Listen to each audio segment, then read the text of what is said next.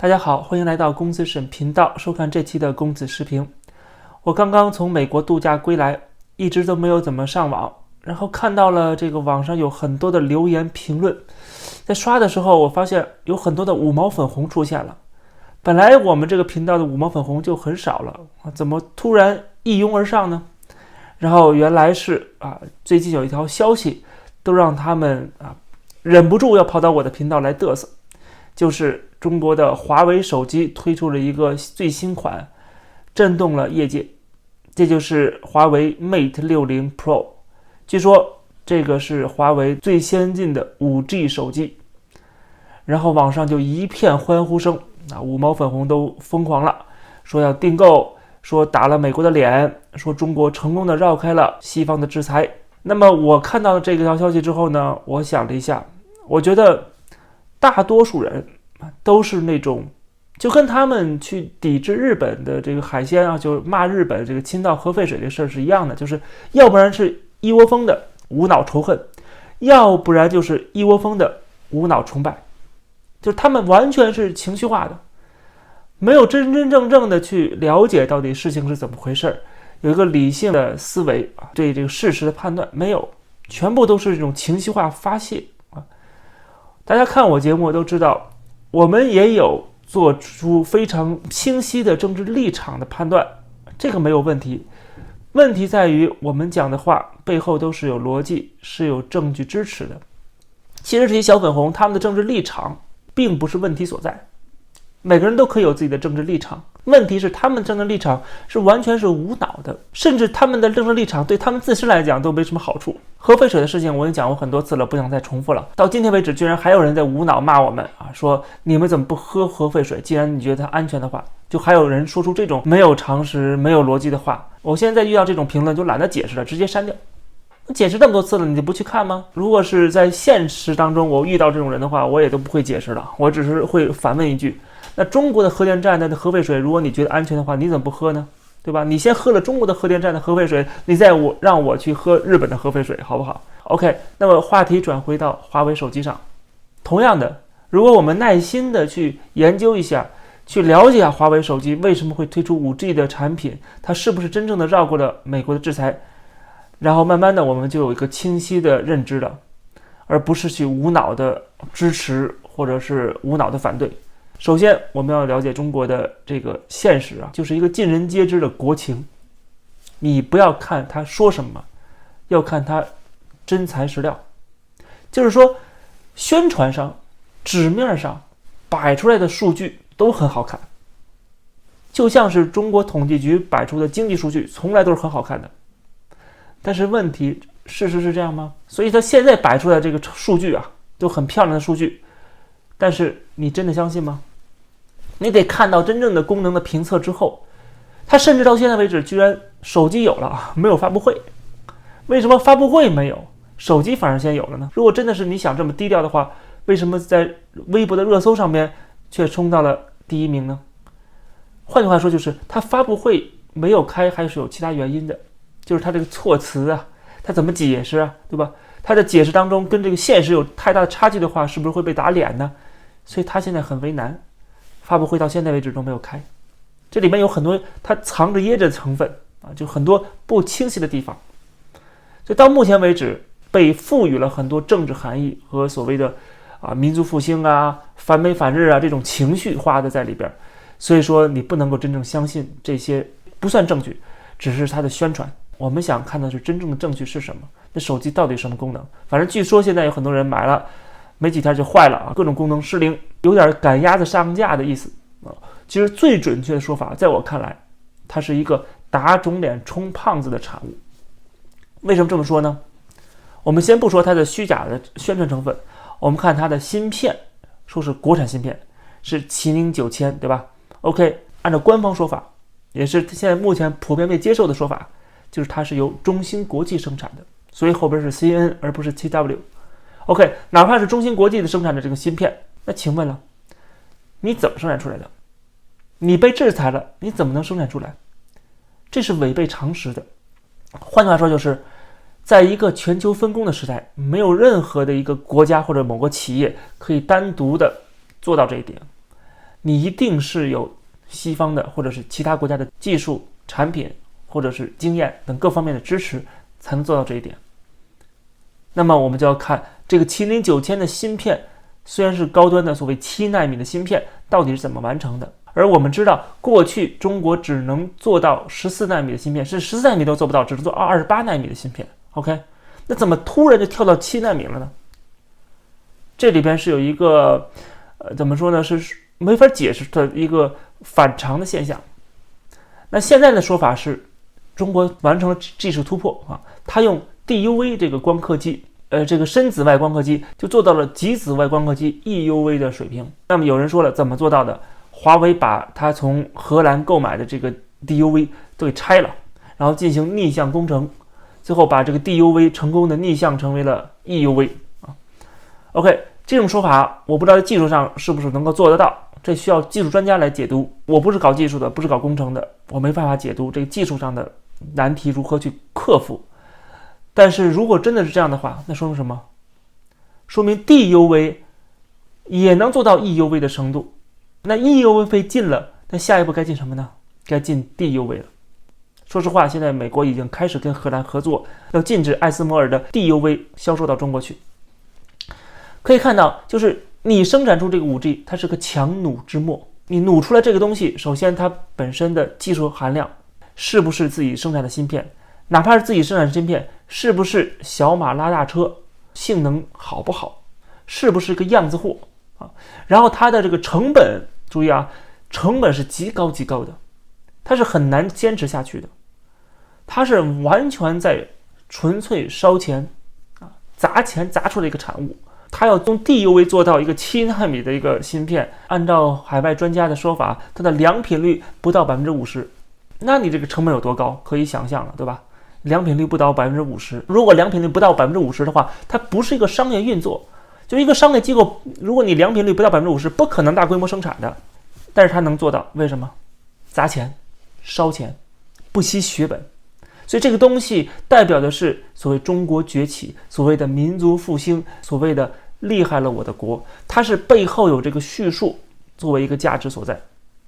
所以说它才能够真正的砸钱砸出来。当然还有一个国家的支持，对吧？你想贷多少款我都给你，所以最终导致的这个结果，它是一个国家这个举国体制的产物，然后由举国的粉红韭菜们去买单。实际上它是华为历年来最大的一个韭菜收割机，大家买它并不是因为它好，而是买它觉得有民族自豪感。但是这种民族自豪感其实也是极为脆弱的，为什么？因为这个产品也不能说是完全国产的。大家都知道，华为手机自己的操作系统鸿蒙其实就是一个外壳，它的内壳还是美国的安卓，这已经早就被曝光出来了。那它的手机另外一个亮点是拍照摄像功能，但是它的摄像头和感光器件都是跟其他企业合作的，比如说跟徕卡合作，比如说这一次的华为 P60 Pro， 它的这些设备是由索尼提供的。换句话说，就是它的最大的一个卖点，它的拍照功能是日本制造。这个时候就奇怪了，这么多的粉红去支持它，就认为这是国货的经典，认为它代表了中国，但是你另外一方面不是又因为日本的清道核废水而抵制日货吗？你要抵制日货的话，不应该买这个华为啊，它配的是日本索尼。你去拍照，你拍的任何一个相片都是日本制造的产物，你有什么资格在这喊打倒日本、反对日本，对吧？所以说这些人等于即使是为了民族自豪感去买这个产品，都没法自圆其说。总之，华为生产的这个 P60 Pro 可以说是它被全面制裁之前的回光返照。我记得我之前引用过《华尔街日报》的统计数字，说美国对中国的制裁啊，就是高科技领域的制裁，真正进入制裁名单的不到 2%。 换句话说是，美国对中国的制裁其实留了非常大的口，中国还可以通过各种渠道去购买，哪怕是俄罗斯今天都打上仗了，对吧？跟北约打起仗来了，它的那些军事设备里边的技术很多都来自西方，包括日本、欧洲、美国各国的技术都在用，通过这些民间企业去购买，然后运到俄罗斯，也包括中国啊。即使是战争当中，西方对俄罗斯的全面制裁都不够那么全面，更何况对中国呢？所以它有很大的口，华为还可以用各种各样的方式去获得西方的技术产品，甚至还跟索尼可以合作。更不要说它过去大量储存了台积电生产的芯片。所以我仍然维持我过去对华为的判断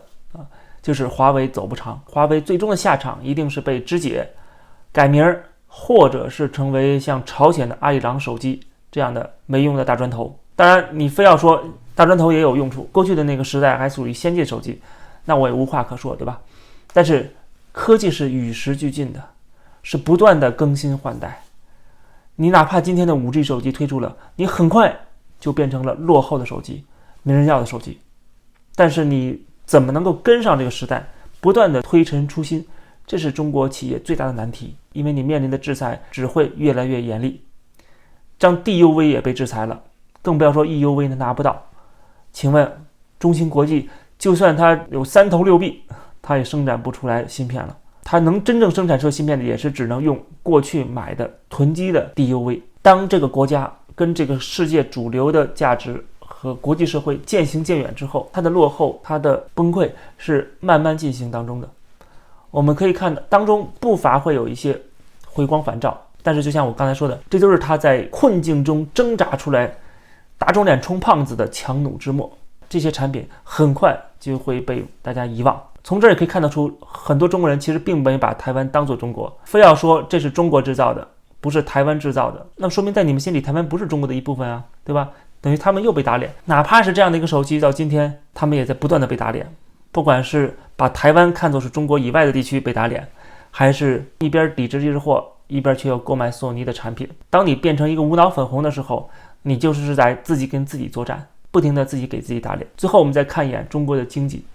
当你沉浸在华为手机的这个梦幻当中的时候，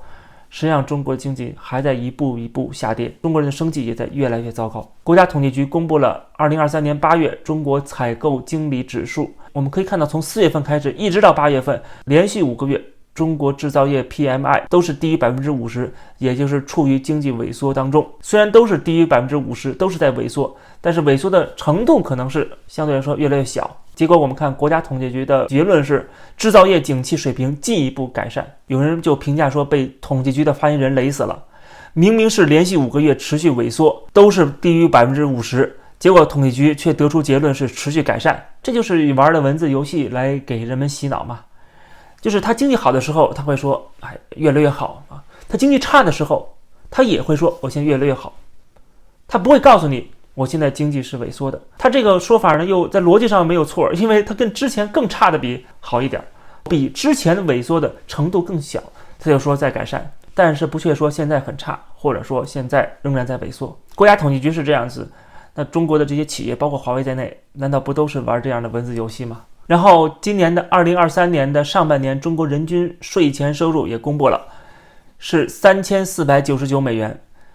只是达到美国人均税前收入的 9.9%。 还有人均可支配收入，美国是全年28762美元，中国是2839美元，也只有美国的 9.9%。 看到这个数据，你真的觉得中国现在要跟美国平起平坐了吗？中国现在要挑战美国了吗？他挑战的只是这个国家的政权或者这个体制的强大，而并不是中国人的强大。中国人都是为这个体制强大充当韭菜跟炮灰的，但是政府不想让你知道这一切。有些在大城市生活的中产阶级或者是工薪阶层觉得生活小日子还行，虽然实际上他们的工作越来越不稳定，生活压力越来越大，但是看到各种各样厉害了我的国的宣传洗脑，然后天天的听红歌，他们也就被麻痹了。你想让他们清醒过来吗？在中国这样的环境下是很难的。如果他们不会翻墙，不会看我们这个节目的话，哪怕在中国的 B 站上面有人拍到一些打工仔他们的生活，这种视频都在不停的被删掉。有一个人他拍了北京马驹桥日结工市场的实拍，包括马驹桥周边环境，还有这些日结工他们的生活，还有附近中介店铺的介绍，然后还有一些找日结工的高中毕业生，并且跟农民工聊天，询问他们为什么去做这样的工作。这个影片一遍又一遍的被举报，被 B 站这个平台删掉。最后这个作者都说了如果再被删除我就不加了。别人也就劝他说删了就别发了，安全第一。讲实话，拍出一个实景，中国底层人他们的生活现状，这样的影片都会导致这个作者有危险，别人都在劝他安全第一。我觉得看到这一幕，这是一个什么样的国家，已经可想而知了。就像网上流传的一个当地政府的会议的大屏幕上写着，意识形态工作是什么？就是让群众看什么听什么，决定让群众想什么信什么，达到让群众说什么做什么。这是中国政府的意识形态工作，何尝不是洗脑的最高境界？好，感谢收看这期的公子视频，欢迎大家点击订阅这个频道，也欢迎大家加入会员来支持我，谢谢大家，我们下期节目再见。